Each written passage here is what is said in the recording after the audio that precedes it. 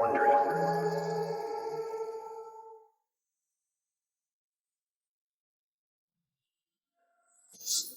It's March 23rd, 1989.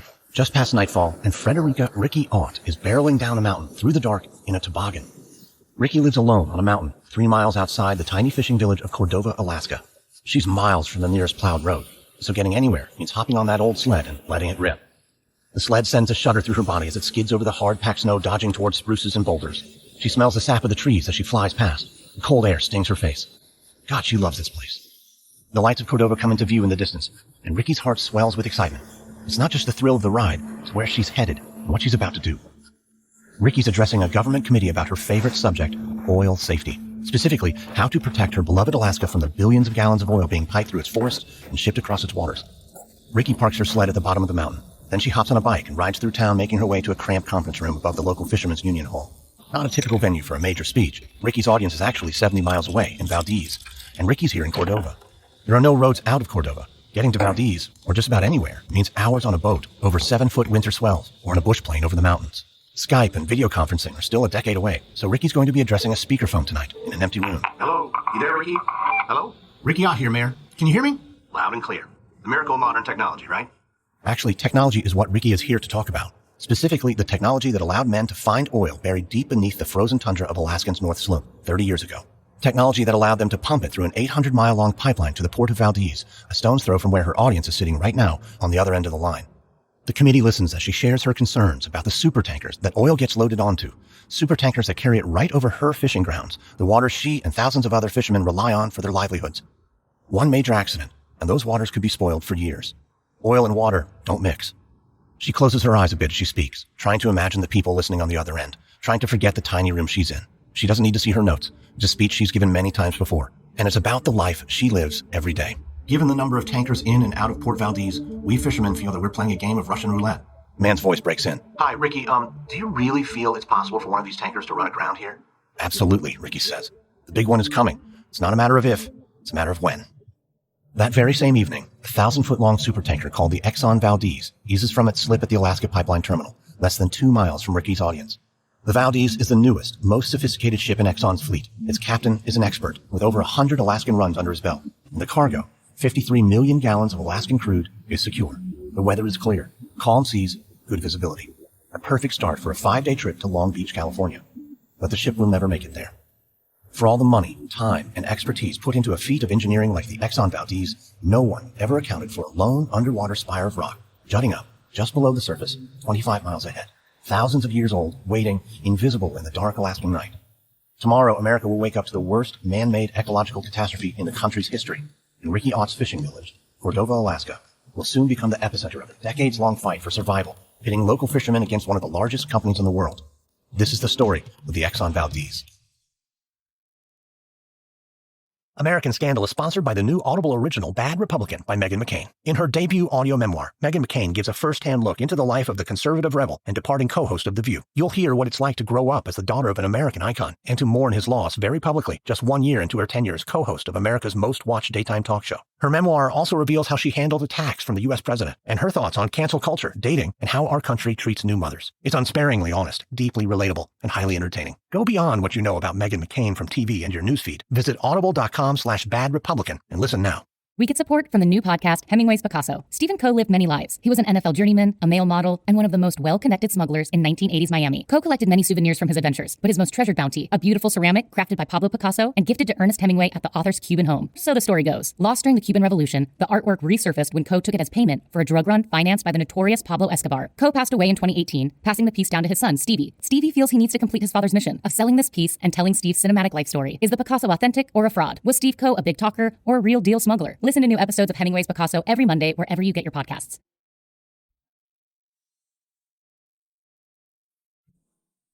From Wondery, I'm Lindsey Graham, and this is American Scandal.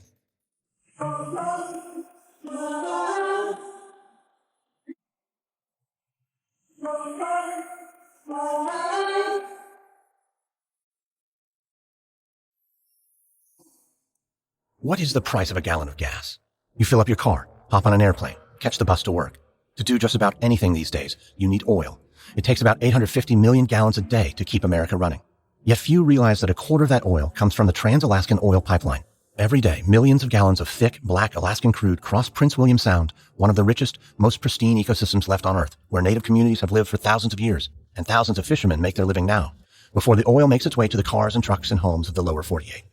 Over the next 4 episodes, we're going to explore the true price of a gallon of gas when something goes wrong. The hidden cost. The human cost. That gallon of gas, it turns out, can cost a lot more than you think. This is episode 1. Oil meets water. Among the grizzled captains and old-timers who navigate the treacherous waters of Prince William Sound, there are 2 pieces of well-worn knowledge that have been passed down for generations. The most dangerous sea is a calm sea, and the most dangerous wind is no wind at all. You're out there, all alone. With no weather, no obstacles, boredom sets in, complacency, laziness. The mind wanders and loses focus. Captain Joseph Hazelwood knows this better than anyone. Hazelwood's a real salty dog, broad-shouldered, imposing, his round face covered with a rough gray stubble. He was the youngest man ever to make captain in the Exxon fleet at age 32. He's 42 now, and in that decade at the helm, he's developed a reputation as an exceptional skipper, adept at navigating his ships through dangerous situations. On March 23, 1989, conditions are ideal on Prince William Sound. Wind is low, and visibility is good. Captain Hazelwood stands in the wheelhouse of the Exxon Valdez, looking out over his ship. The worst of the journey is already behind him. They've made it through the Valdez Arm, the narrow channel that connects the Trans-Alaska Pipeline Terminal to Prince William Sound. Now they're in the heart of the Sound, a vast expanse of water bound in by hundreds of craggy islands, stretching like the scarred fingers of a fisherman's hand towards the Gulf of Alaska. Past those islands, open sea, smooth sailing. Hazelwood stubs out his Marlboro and lights another. Healthy living isn't his strong suit. Next to him stands third mate Gregory Cousins. Cousins is always a little uncomfortable standing this close to the captain. Hazelwood's mere presence intimidates. He has a withering gaze and a cutting wit. Hazelwood's the kind of man who makes you want him to like you, and Cousins really wants to be liked. He's not supposed to be on the bridge right now. This isn't even his shift. He's staying on so another mate can catch up on sleep. The process of loading the ship and getting out to port is a grueling 24-hour sprint. The Valdez has only 19 crew members, all of them going flat out to load 53 million gallons of oil into 7-story high tanks. 19 crew members to man a vessel 3 football fields long. So all hands on deck, as they say. Now, close to midnight, Cousins is running on fumes. By all accounts, Gregory Cousins is an exemplary third mate. He's climbing that ladder to captain. The only knock on his performance reviews is he's sometimes slow to report challenges and problems to his superiors. He's too eager to please. At 11:54 p.m., Hazelwood turns to Cousins. When we pull even with Busby Island, I want a 10-degree turn to the right. I'm going to go down to my quarters and deal with some paperwork. You think you can handle a turn? Yes, sir. Hazelwood senses hesitation.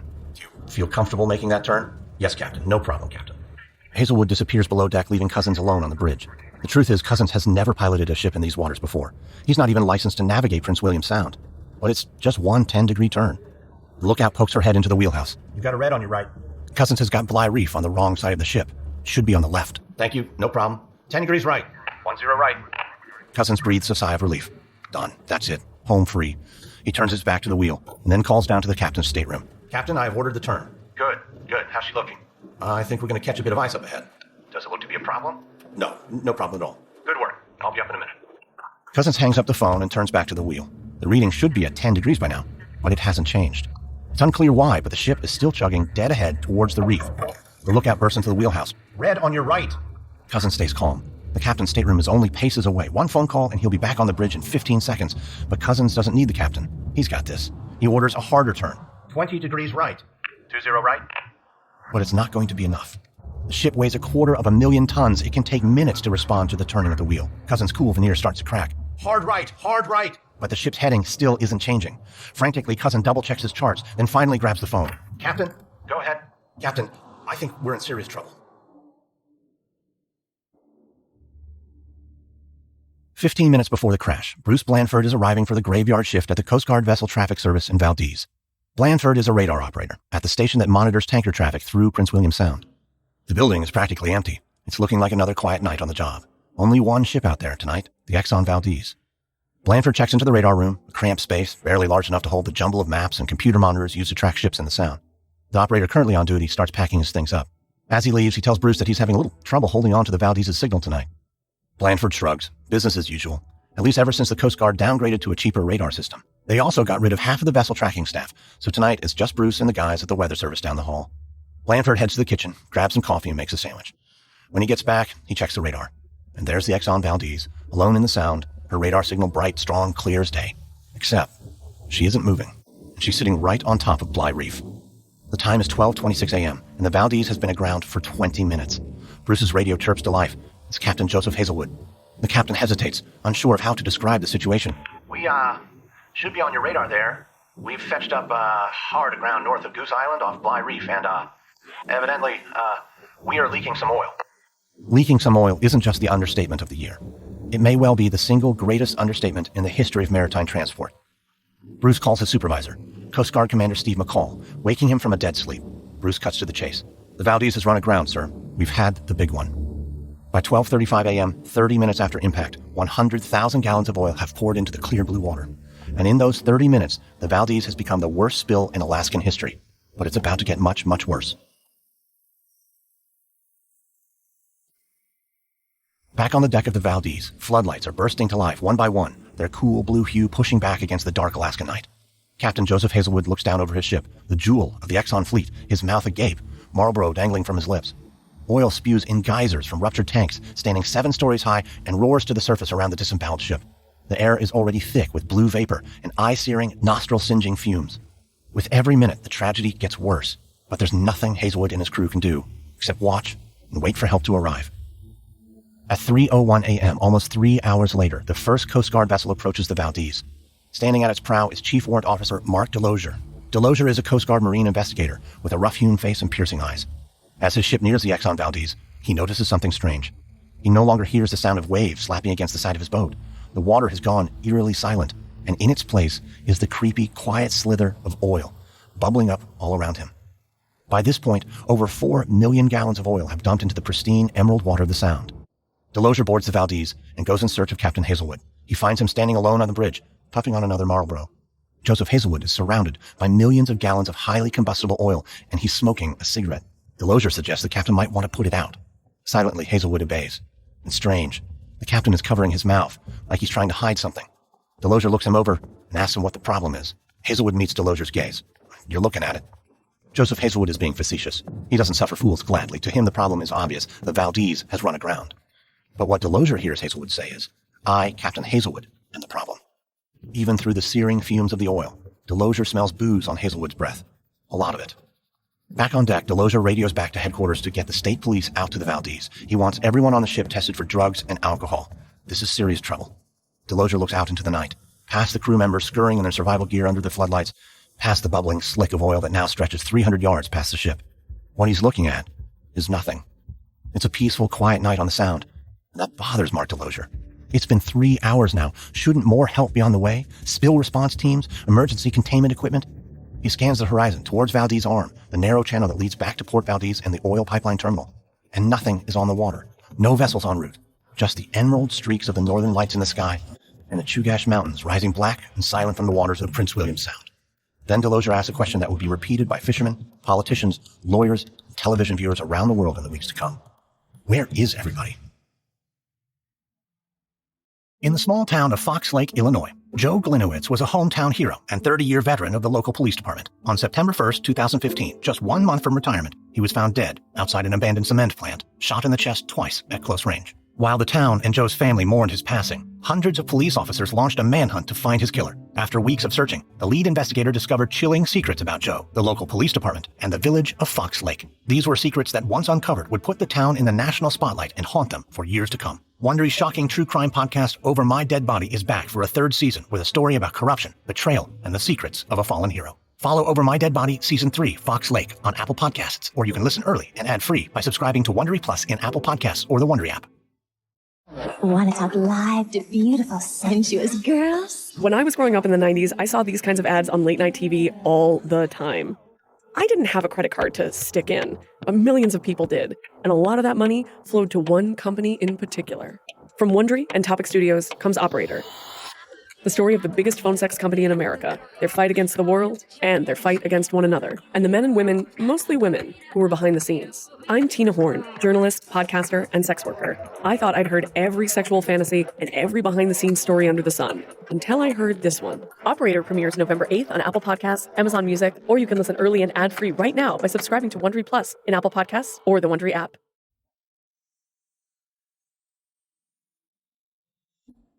Back in the town of Valdez, Chuck O'Donnell is sound asleep when a phone call jars him awake. Chuck is the superintendent of the Alaska Pipeline Service Company, a consortium created by BP, Exxon, and several other big oil companies to maintain their pipeline in Alaska. Chuck's job is to oversee the response to all oil spills in Prince William Sound. That response is codified in excruciating detail in the state-approved 1977 Contingency Plan, the CP, as most Alaskans call it. The CP runs almost 1,000 pages, offering a minute-by-minute, item-by-item plan to provide the world's most sophisticated, effective response to an oil spill in Alaskan waters. Step 1 is to notify the superintendent of Alaska, notify Chuck. But Chuck is exhausted. He only got to sleep 15 minutes before he picked up the phone. He was out late last night at Alaska's big oil safety banquet, a party to commemorate the 1 billionth barrel of oil to pass safely through the Trans-Alaska Pipeline. The banquet was held just across from the port where Captain Hazelwood was weighing anchor and sounding the ship's horn for departure, and a half-mile from where Ricky Ott was predicting imminent disaster via speakerphone. But the Alaska employees at the party weren't thinking about disaster. They were celebrating a job well done, dancing, drinking. A bit too much, perhaps. Chuck passes word of a possible oil leak onto his deputy, Larry Shear. Then Chuck rolls over and goes back to sleep. And with that, the vaunted Alaska Contingency Plan, the CP, is set in motion. Not with a bang, but with a whimper. The CP dictates that Alaska call in its crack emergency cleanup crew, a team of 8 highly trained oil spill experts on duty 24 hours a day, 7 days a week, who are to be outfitted with perfectly maintained, state-of-the-art equipment.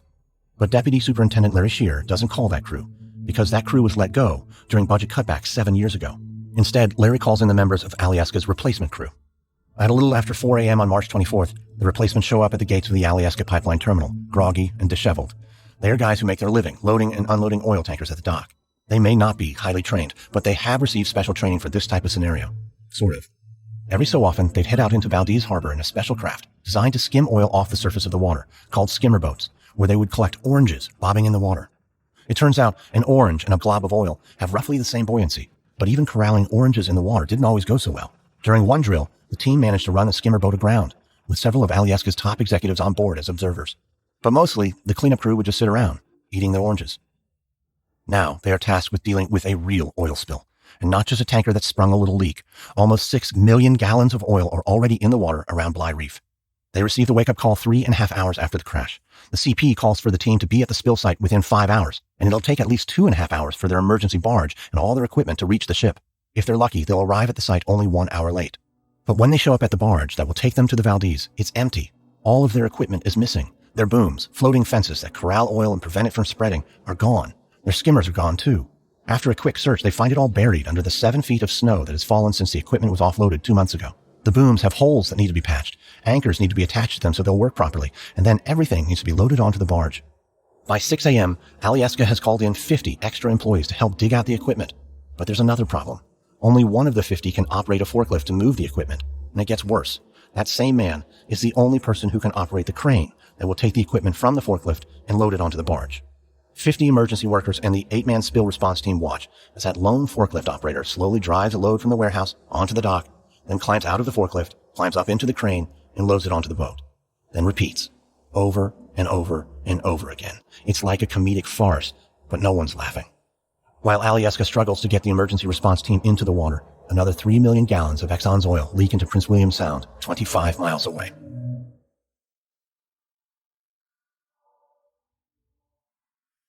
At 8 a.m. on Friday, March 24th, almost 8 hours after the spill, Ricky Ott hurries along the docks of Cordova Harbor. Outwardly, it appears to be a day like any other. The air is crisp and cold, and the sky is clear. Otters play in the water. Gulls fight over scraps left over from yesterday's catch. But this morning, as she passes the same familiar sight she's seen every morning for years, Ricky knows none of this will ever be the same again.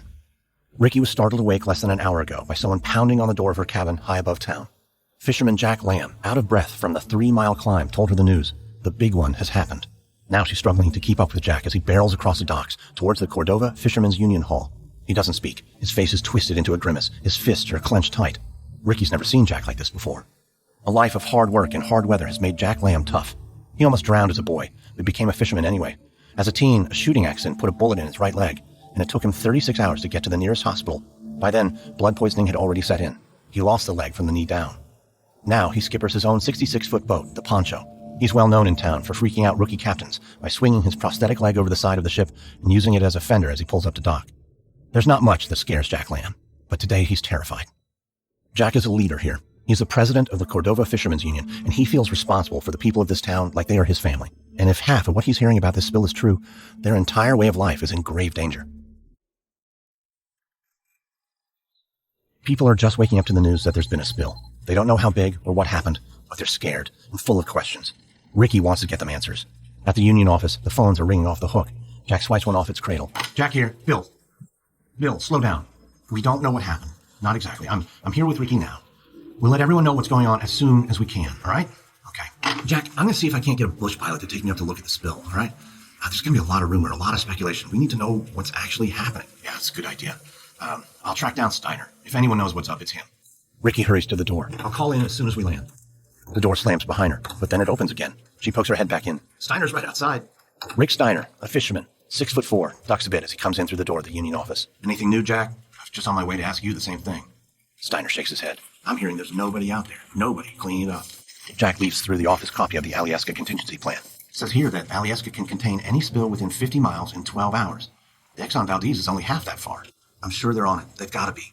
Steiner sounds like a man trying to convince himself. If nobody cleans this up, man, we're done for. There are 10 million herring on their way into the sound right now. They're going to be spawning soon. Yeah. The salmon are about to run too. There are 100 million salmon fry hatching, at least. And the birds migrating soon. Steiner says what they are both thinking. This is the absolute worst possible time of the year for a spill.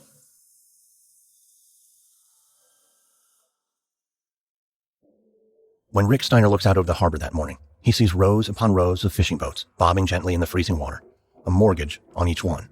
Expensive equipment, expensive permits. Every fisherman on the Sound has to scrape and save just to put together enough for a down payment on what they have. And most will still owe the bank for decades. Just a couple of weeks ago, Rick himself took all the money he had down to the last dime and pooled it with the savings of a group of fishermen to buy a new permit and a new boat. $300,000 total, most of it mortgaged. It seemed worth the investment. 1989 was supposed to be a record fishing season, the best ever. But a spill like this could wipe out the entire salmon harvest, not to mention the herring. No income, no money for food, nothing for the bank. Suddenly, the months ahead flashed through Rick's mind, yawning wide open and empty. He feels a sickening knot rise up in his chest. He keeps telling himself, they'll clean this up. There's still time. We're talking about Exxon here, Alyeska. These guys have all the money and equipment in the world. It'll all work out.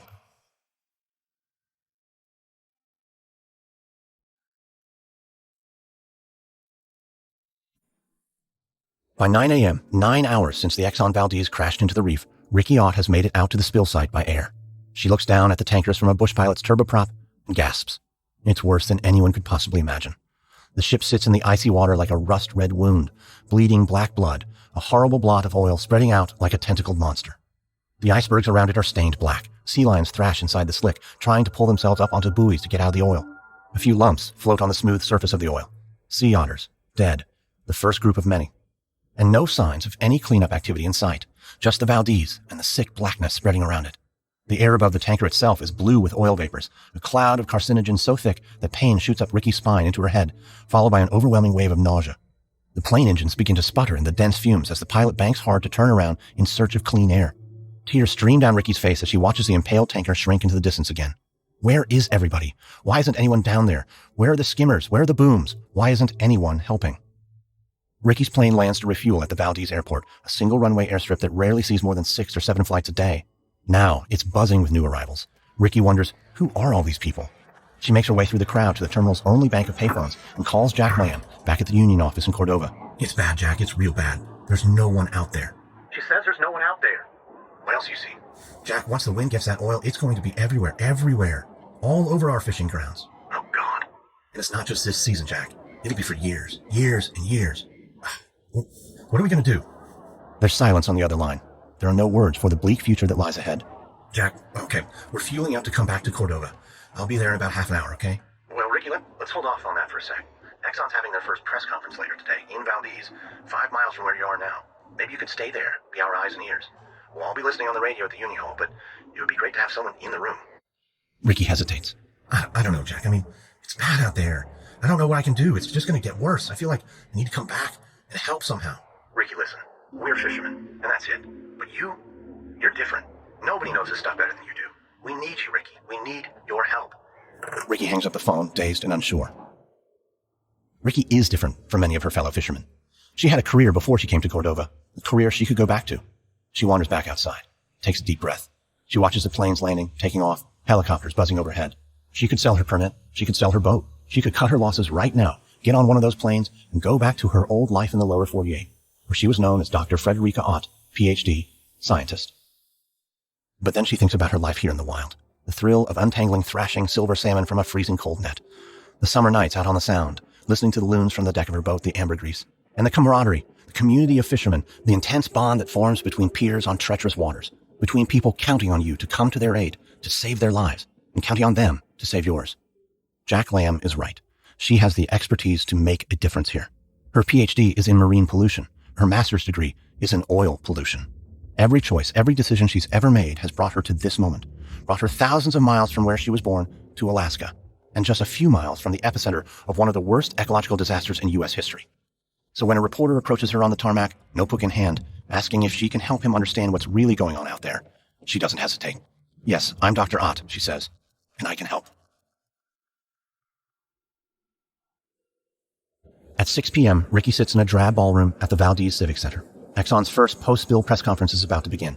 Reporters are squished into rows of banquet chairs facing a folding table packed with microphones at the front of the room. Today is Good Friday, and organ music wafts in from the service taking place in the ballroom next door. Ricky surveys the crowd from her seat in the last row.